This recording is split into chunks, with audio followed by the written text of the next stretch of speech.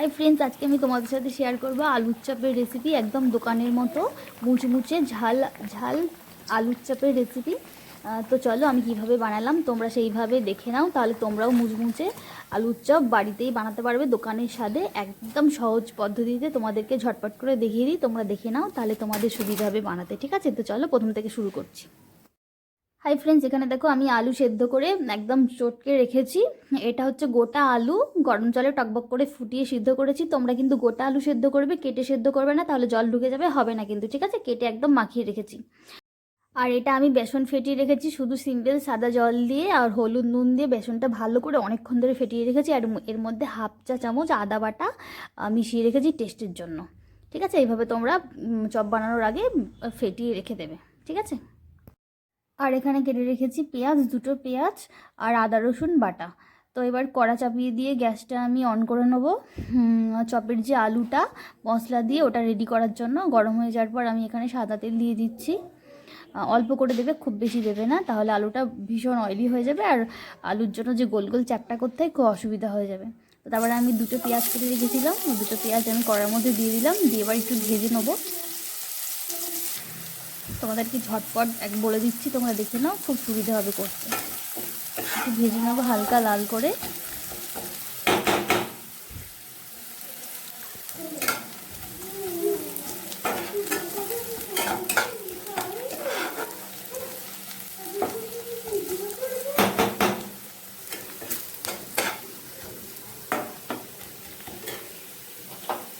এইবার দেখো পেঁয়াজটা লাল করে ভাজা হয়ে গেছে, এর মধ্যে দিয়ে দেবো আমি আদা রসুন বাটা, দিয়ে এটাকে ভালো করে ভেজে নেবো। তোমাদের পুরো ভাজাটা আমি দেখাবো না, কারণ তাহলে অনেক সময় লেগে যাবে রেসিপিটা। তো আমি যেটুকু যেটুকু দেখাচ্ছি তোমাদের করতে সুবিধা হবে। ঠিক আছে, তো চলো ভাজার পর আসছি।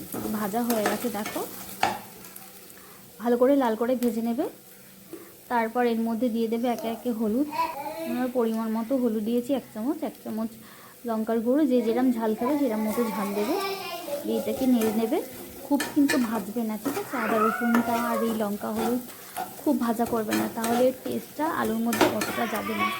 হালকা করে নেড়ে একটু জল দিয়ে নেড়ে নেবে। তারপর আমি দিয়ে দিচ্ছি নুন, দেখো দেওয়ার পর হালকা করে নেড়ে এবার আমি দিয়ে দেবো একটু জল। ঠিক আছে, দিয়ে একটু ভেজে তার মধ্যে আলুটা দিয়ে দেবো। জল দিয়ে দিলাম, দিয়ে এরপর একটু ভেজে তারপর আমি আলুটা দিয়ে দেবো। বেশিক্ষণ এখানে কষাবো না, একটু টেস্টটা তাহলে না এতটা হবে না। তারপর গন্ধটাও আলাদা রকম হয়ে যাবে, বেশি ভাজা করলে গন্ধটা আসবে না আলুর সাথে। হয়ে গেছে দেখো, আমার মোটামুটি কমপ্লিট। এবার আমি আলু সেদ্ধ করে চটকে রেখেছিলাম ওটা দিয়ে দেবো এটার মধ্যে।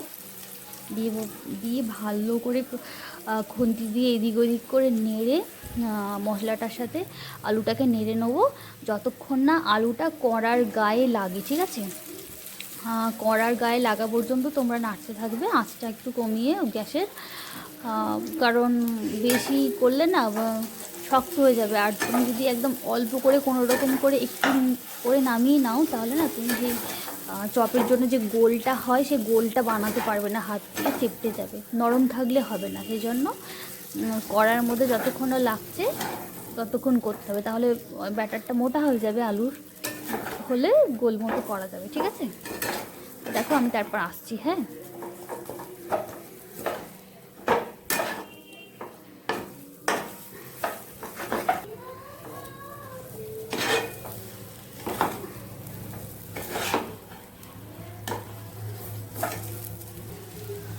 দেখো আমার হয়ে গেছে, এর মধ্যে দিয়ে দিচ্ছি আমি নুন। আমার তো কড়াই লেগে যাচ্ছিলো, নাড়া হয়ে গেছে, এর মধ্যে দিয়ে দিচ্ছি নুন, দিয়ে ভালো করে নেড়ে তারপর নামিয়ে দেবো। নামিয়ে নিয়ে ঠান্ডা করতে দেবো। তারপর আমি চপের জন্য গোল গোল করে চ্যাপটা করে রেখে দেবো। ঠিক আছে, চলো দেখতে থাকো।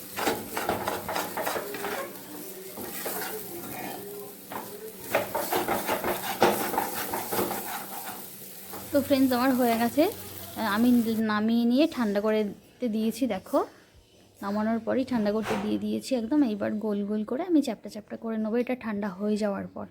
ঠিক আছে, তো চলো আমি গোল করে তারপর তোমাদের দেখাতে আসছি। তারপর একটু দিয়ে দিলাম গরম মশলার গুঁড়ো, টেস্টটা আসবে আর গন্ধটাও আসবে। ঠিক আছে, তোমরা দিয়ে আর একবার হালকা করে চটকে মাখিয়ে নেবে, তারপর গোল গোল করে নেবে। ঠিক আছে,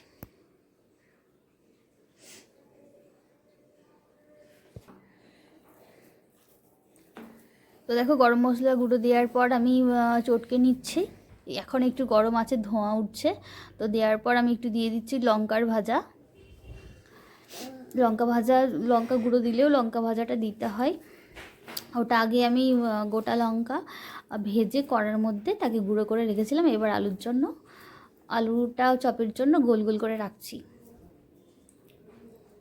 এরম সাইজের গোল গোল করে আমি রাখবো, তারপর পরে চ্যাপটা করে নেবো, তারপর বেসনে দিয়ে কড়াই ছেড়ে দিলেই একদম চপ রেডি। দেখো আমি গোল গোল করে নিচ্ছি। গোল গোল করে নেওয়ার পর আমি চ্যাপটা করে নিয়ে তোমাদের একদম দেখাচ্ছি। দেখো, তো গোল গোল করার পর দেখো আমি এরম করে চ্যাপটা করে রেখেছি চপের শেপে। তো এখানে যে বেসনটা মাখিয়ে রেখেছিলাম আমি, এর মধ্যে দিয়েছিলাম হলুদ, নুন দিয়ে ফাটিয়ে রেখেছিলাম। এর মধ্যে আরেকটু দিয়ে দিচ্ছি কর্নফ্লাওয়ারটা তোমরা অবশ্যই দেবে, 1/2 চা চামচ দেবে।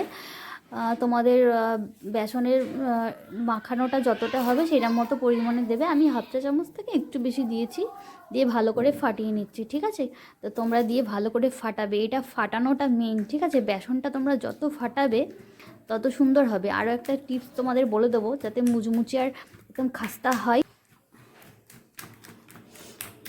ফাটানোর পর দেখে নেবো হাত দিয়ে এরম করে তুলে যে হাতের ফাঁক দিয়ে বেসনটা গলে যাচ্ছে কিনা, তাহলে পারফেক্ট। ওটা আলুটা দিয়ে ব্যাটারের মধ্যে দিয়ে ছাড়লে ভালো মতো যাবে। তোমরা হাতটা ফাঁকা করে দেখে নেবে যে চলে যাচ্ছে কিনা। ঠিক আছে, দেখো আমি এইরকম করে দেখছি নিচে নেমে যাচ্ছে, তাহলে সুন্দর ব্যাটারটার মধ্যে লাগবে। ঠিক আছে, তো চলো দেখতে থাকো। আর একটা টিপস তোমাদের আমি বলে দিই, এই বেসনের ব্যাটারের মধ্যে যে গরম ভাজার জন্য, যে চপ ভাজার জন্য তেলটা বসিয়েছিলাম, এখান থেকে 2 চামচের মতো তেল নিয়ে এই বেসনের ব্যাটারটার মধ্যে দিয়ে দেবো। দিয়ে ভালো করে ফাটিয়ে নেবো। এই গরম তেলটা দিলে না চপটা একদম মুচমুচে একদম দেবে, খুব ক্রিসপি হবে। ওই জন্য এটা অবশ্যই তোমরা করবে, গরম তেল দেবে চপটার একদম মুচমুচ করবে। দিয়ে দেখো আমি আবার ফাটিয়ে নেবো ভালো করে। এটা কিন্তু মাথায় রাখবে, এটা প্রত্যেকে করবে চপ বানানোর সময়, তবেই ক্রিসপি আর মচমচে হবে চপটা। ঠিক আছে,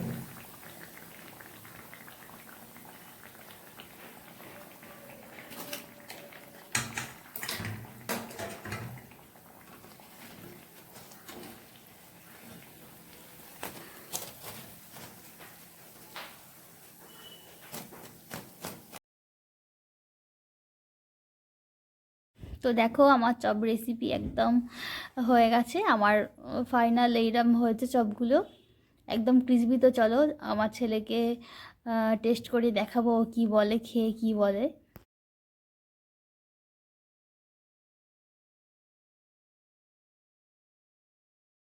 সাউন্ডটা এখানে আসেনি, আমার ছেলে খেয়ে ও বলবে, জানাবে যে খুব সুন্দর হয়েছে, টেস্টি হয়েছে।